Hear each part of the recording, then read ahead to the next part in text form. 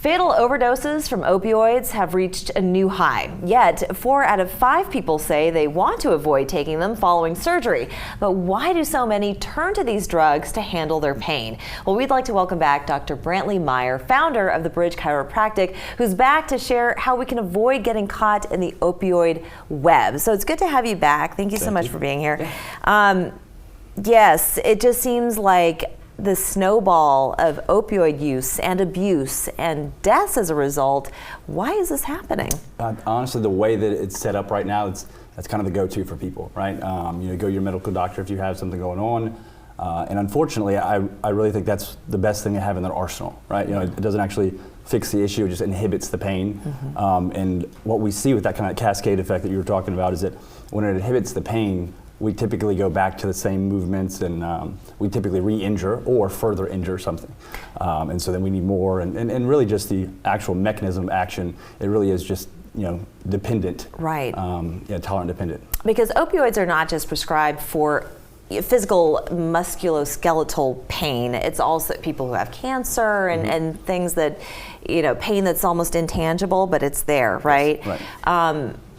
But when you do take it for injuries and things like that, I can only imagine that you're masking the pain, but then you're still using whatever it is over and over again, further injuring yourself, really. Yes. You just can't feel it. Absolutely, yeah. And I think there's a big differentiation between why one would take it. If you do have a musculoskeletal issue, that's probably the last time I would take one, right? Because you want to get to the root of it. You want to correct the soft tissue, the alignment, the actual functional pattern itself. For things like you were talking about cancer, there are reasons that, that's more so I would go to a medical doctor for that.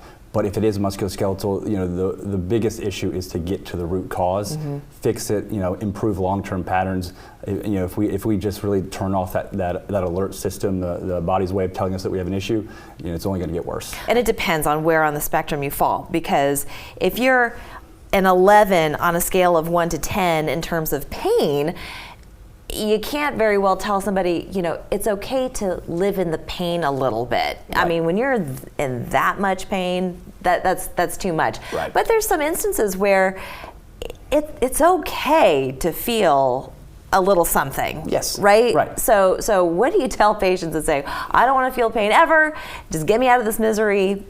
I just try to be as sensible about it as possible. Yeah. If someone comes in with 11 out of 10, if they want to take Advil, if they want to take something, instead, I'm going to say, hey, just do it, right? Let's not rely on it, but let's do it. Even in a situation where if they would have to take an opioid, I'm still not going to, I'm not going to draw a hard line on somebody like that. Yeah.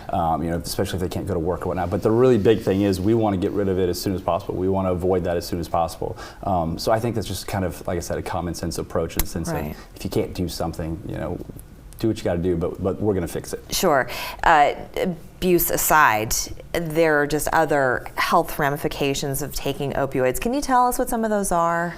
So a lot of times you get gastrointestinal issues, constipations, and I know that's not one that people want to talk about, but that's it. A lot of times mood issues. So, from an overarching concept, we see a lot of, like you said, death, major significant injuries. Yeah. But we also see a lot of mood changes, like sleep disorders, which end up affecting on a very micro level, personal relationships, job performance, happiness level.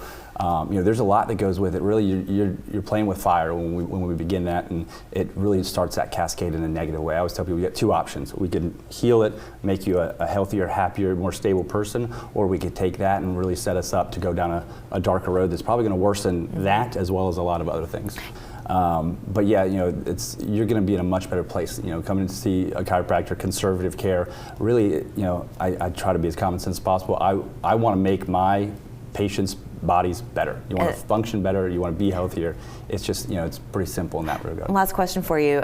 Have you worked with anybody who was currently on opioids but then decided to come to see you, and then you've worked through their problems and they've been able to stop using them? Yeah, and I think in and of itself, when opioids are prescribed, there's an end date. Right, I don't think it's as common as just like, hey, take these forever, right? Sure. I don't think medical doctors want to be responsible for that, especially all that we're getting information-wise.